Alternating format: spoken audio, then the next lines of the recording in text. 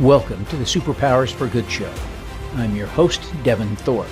Melissa Sevy is the CEO of the Ethic Collective, a growing social enterprise sourcing artisanal goods from 20 countries in the developing world for sale to corporate clients.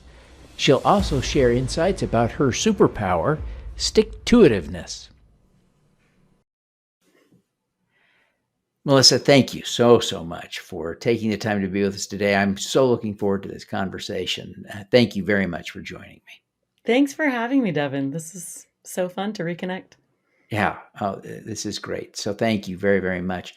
So, Melissa, you are doing something that I think people have a common misunderstanding about. And that fundamental misunderstanding is that you're doing something that's easy. And I think you are doing something that's hard, and remarkably, you're getting real traction doing what I think is a hard thing. I want you to take a minute now and tell people about Ethic Collective. Sure. So, Ethic Collective, we are a platform that connects conscious companies with artists and handcraft from around the world. And as you say, it is something that I thought would be easier when I began.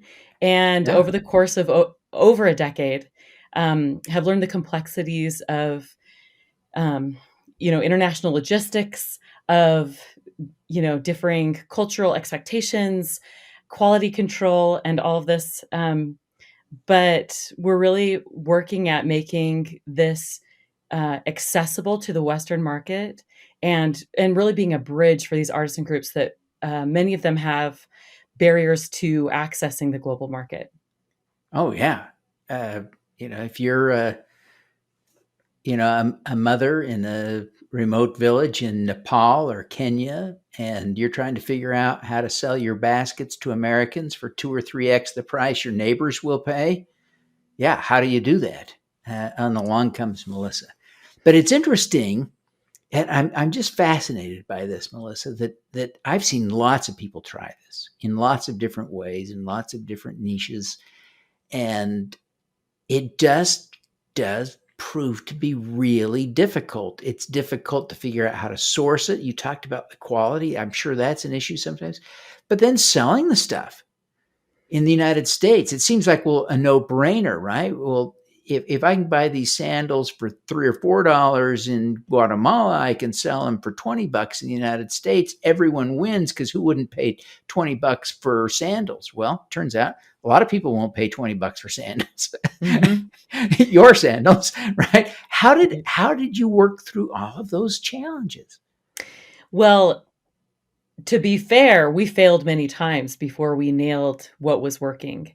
So the B2C market, or an online marketplace where we're selling to individual customers, and we were also in our early days, we were only working with Ugandan artisans that made jewelry, and we were selling in small gift shops, selling online, doing home markets.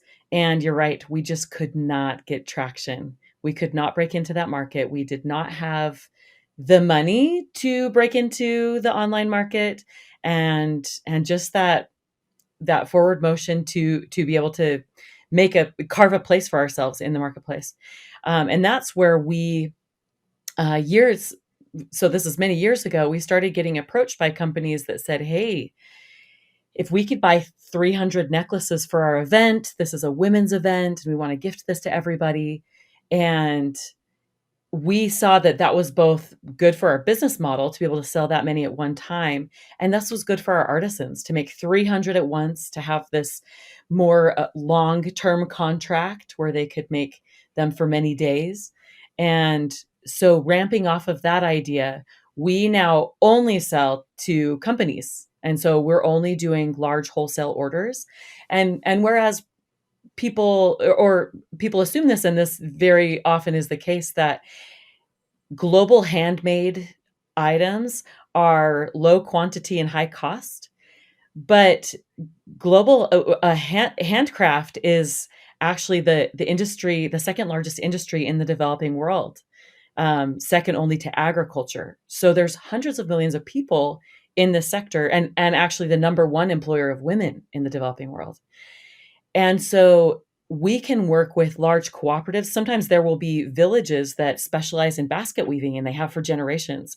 And so if we can plug in with their existing cooperative structure, we can actually produce them at scale and offer a really feasible price to the customer here. Meanwhile, we're in the background doing all the in-between logistics. And so that's what we really see ourselves as, is just this bridge. If we can tell their story and we can show their products. We also we work with the design. So let's say there is a beautiful woven bag that a community may use for carrying their rice. And we can say, hey, could we design that to be a laptop case? And really alter the design to modify that design for a Western market. Yeah, we Then we don't can carry really, rice around as much, do we here? we tend to not. Yeah.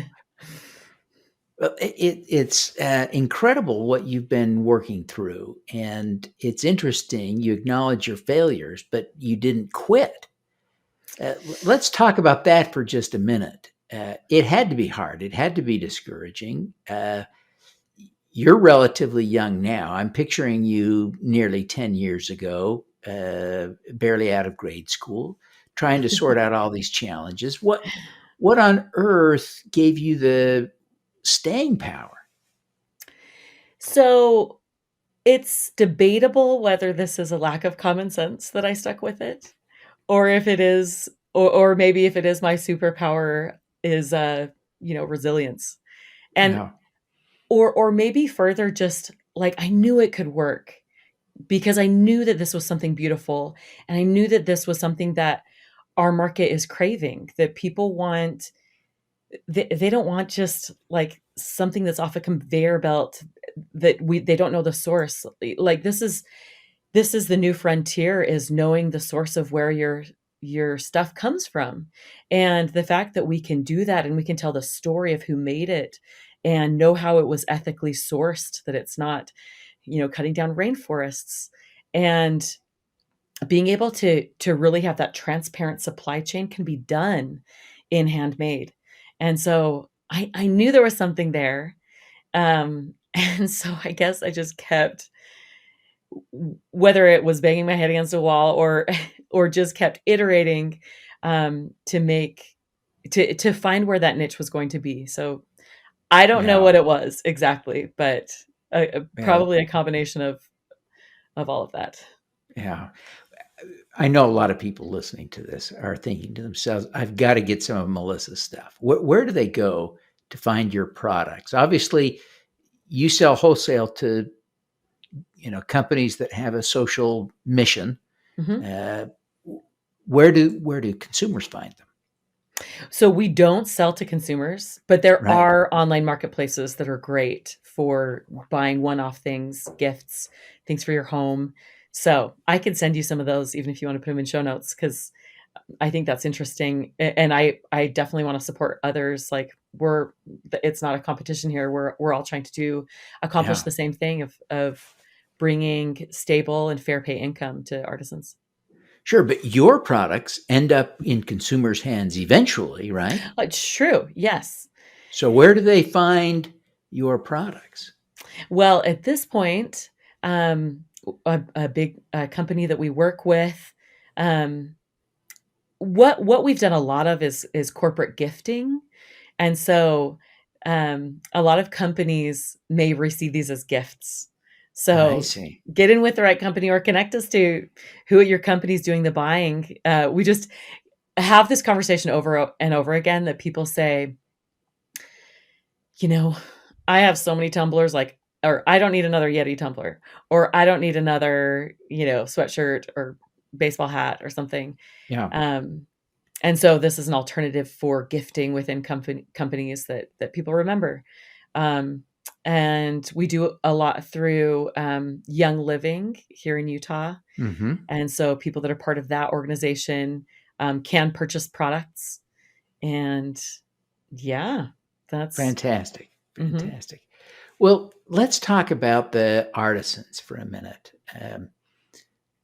I remember, my first trip to Uganda 5 or 6 years ago, an amazing place. But where else besides Uganda are you sourcing products, and how do you find your artisans? And how do they realize there's a lot to unpack? But tell us a little bit about how they benefit from selling to you. Yeah. So, where we work, we're in over 20 countries at this point, and that's growing. We're really working to get to 50 artisan groups within the next few months, onto our platform, because we just really want to connect these artisan groups. And the way that we find them, over the past decade, I've spent a lot of time abroad living in communities and getting to know some of these artisan groups. So that's kind of how it started, with like people I knew and knew their operations, and that they were functioning in really equitable ways.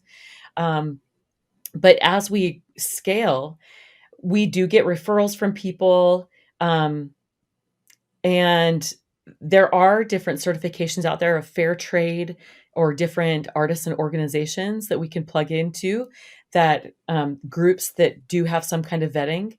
But then there's many groups that don't yet have the vetting, and to get some of these certifications can be quite costly and time consuming, and the barrier can be too high for some of these artisan groups. And so we have developed our own vetting tool, and we've kind of made it a stepped approach, that an artisan group first is reports to us on where they're getting their materials, different labor practices, so we're ensuring that there's people are fair paid, that they're not employing child labor.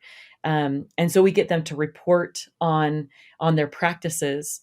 And then from there, we work on developing policies with them to put into place, as well as trainings to go along with those policies, so that they can, over the course of even a couple of years, get to that level where we can confidently tell our customers that, yes, they are, this is a fair trade group. This was made in an ethical place, and artisans are being benefited from it. Um, so we're really dedicated to be able to ensure that, and so have kind of put that into place. Do you have a favorite story of an artisan who started working for you and had their life change in some way? Yes.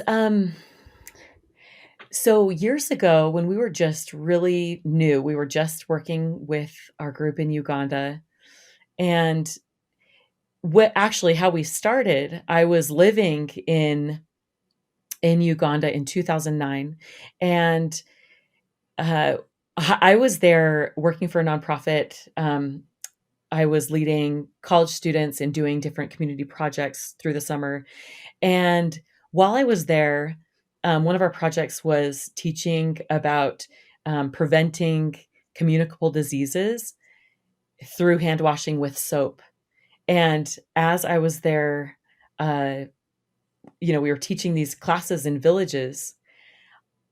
I came to the realization quite quickly that many of the people we were teaching could not afford soap. And so that, like, what are we even doing? These people don't need our classes right now. They need jobs.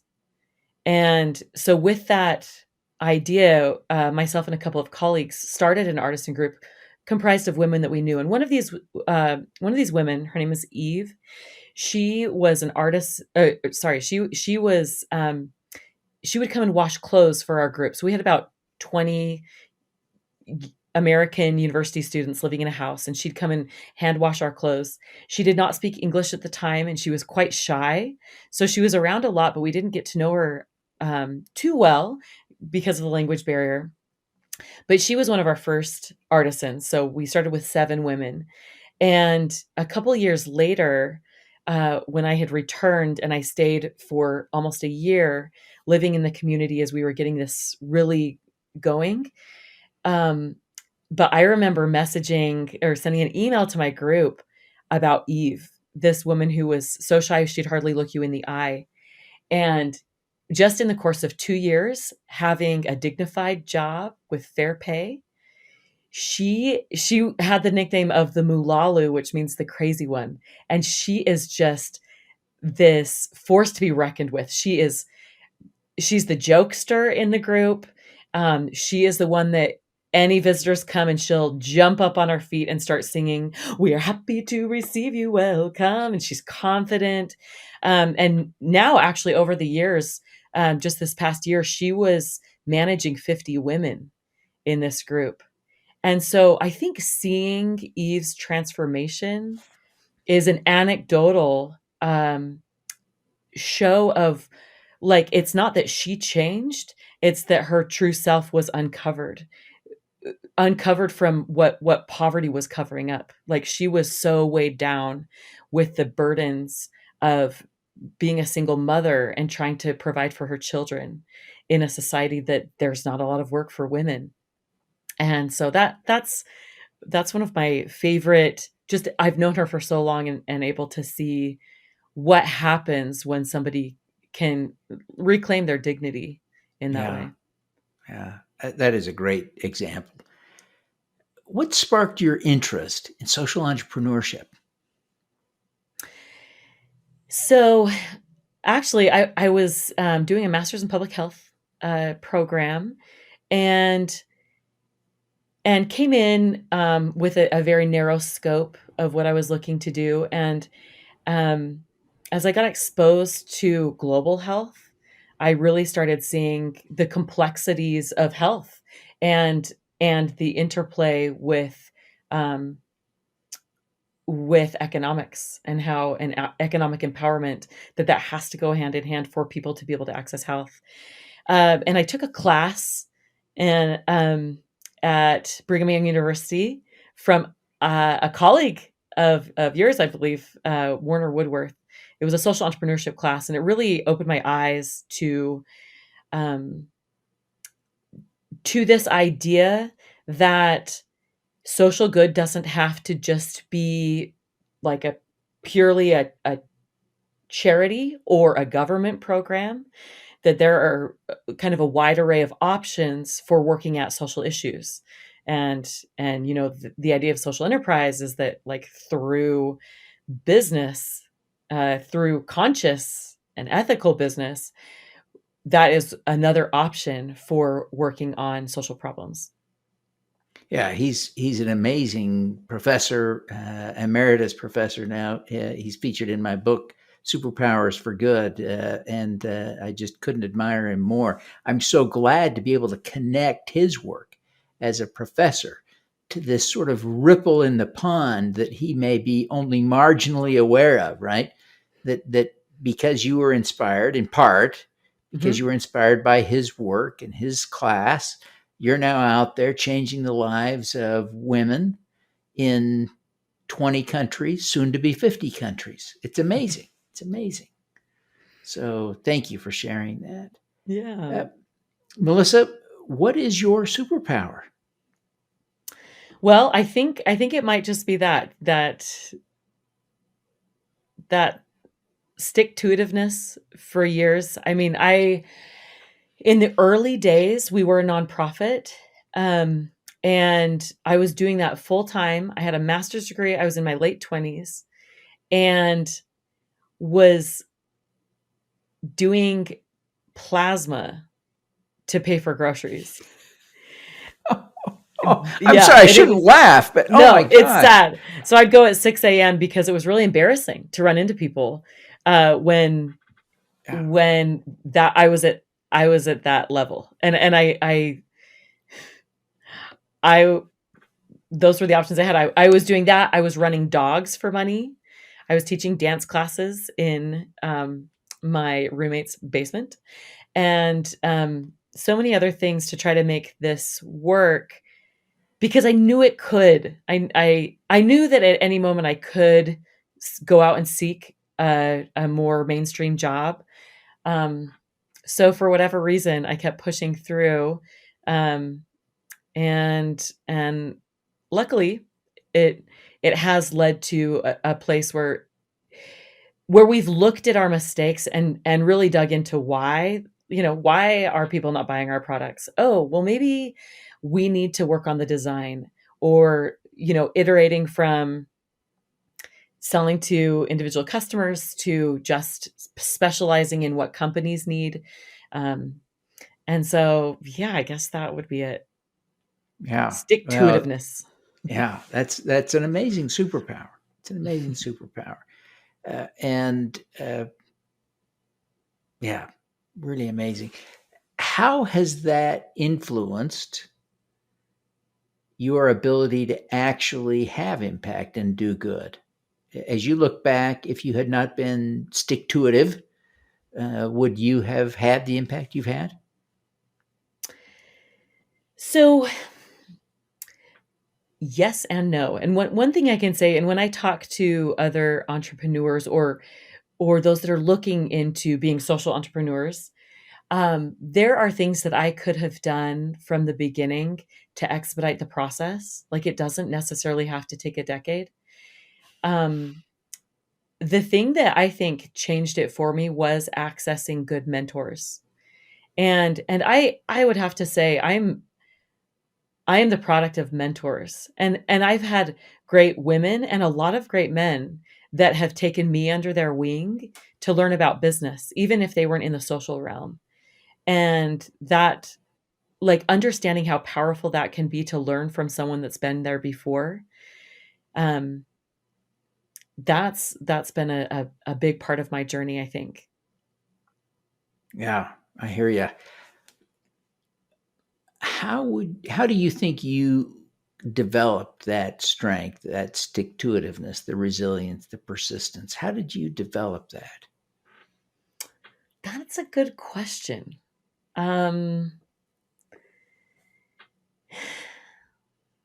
I don't know. I should ask my mom how I stuck at things, because I remember that in high school I was part of a dance team that was a type of dance I'd never done before, and at the end of the year I got the most improved award, and it's the biggest trophy I've ever gotten, and it's a double-edged trophy. It's a funny award to get when you're like, you weren't that good, but you got better.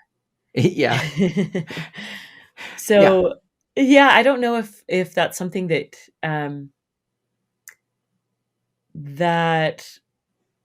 like, I grew up with really supportive parents that I think, um, allowed me the opportunity to fail and try again, and so I think that I'm, like, okay with failure, and so and I think another thing is being okay with ambiguity is maybe a factor that leads into being able to stick with something when it's really murky.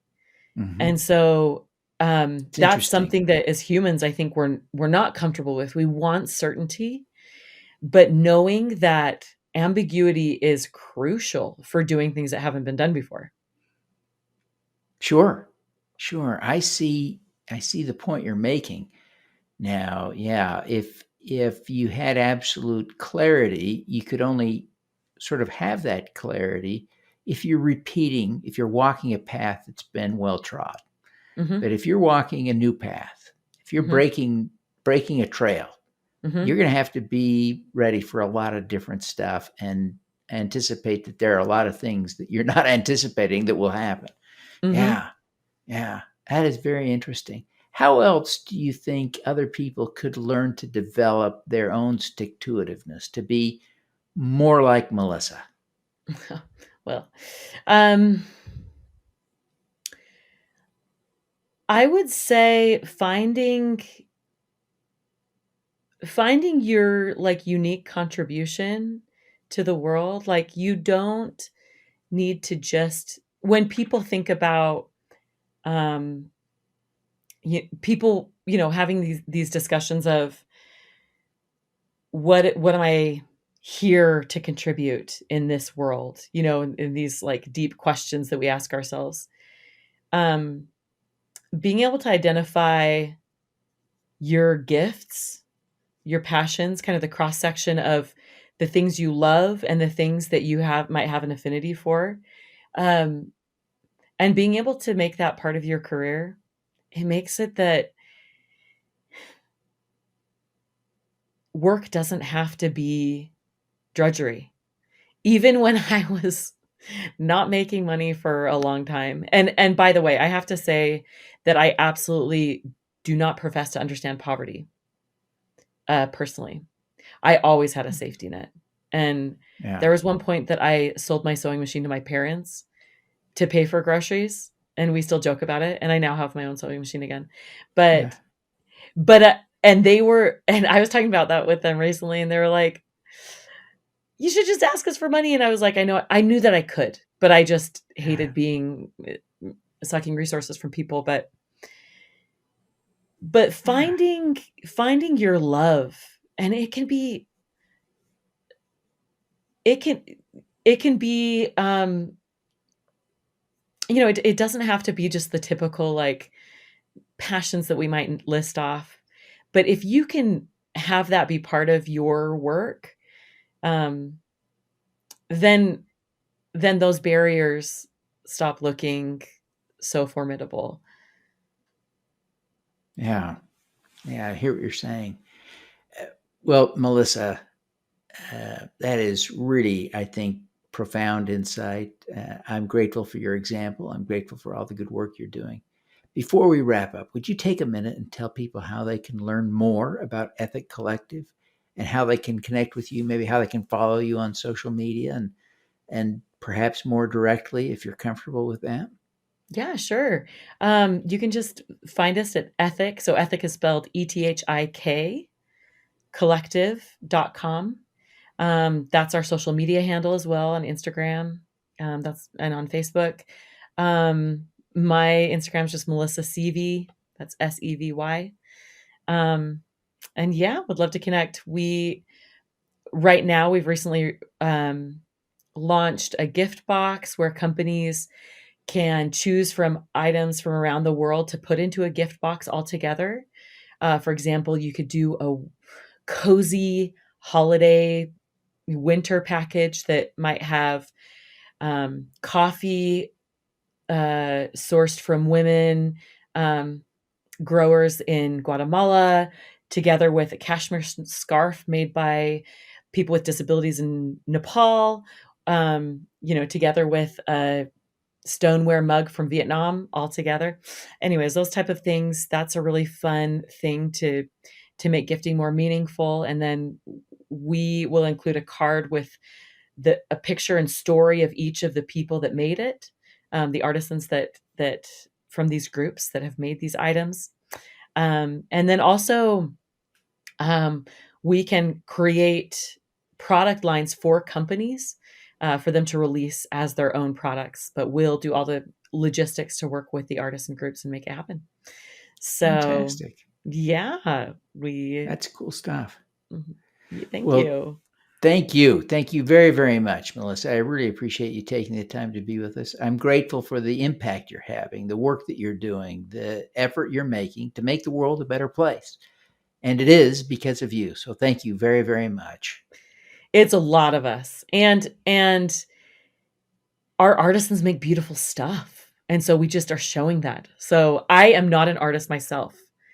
I just appreciate art, and so it's a collaboration that has turned into something really beautiful. Fantastic. I'm glad that it has. Thank you very much for being with us. And let's do some good. All right. Thanks, Devin. Thank you for tuning in to the Superpowers for Good show. Twice each week, we host changemakers who share their impact, insights, and superpowers. Don't miss another episode. Subscribe today at superpowersforgood.com. That's superpowers, 4, good.com. Be super empowered. Get your copy of the book, Superpowers for Good, as an ebook, audiobook, paperback, or hardcover edition via your favorite online retailer. Interested in having me speak to your company, organization, or association? Visit devonthorpe.com. Then let's talk. Now, keep using your superpowers for good. Together, we can reverse climate change, improve global health, and eradicate poverty.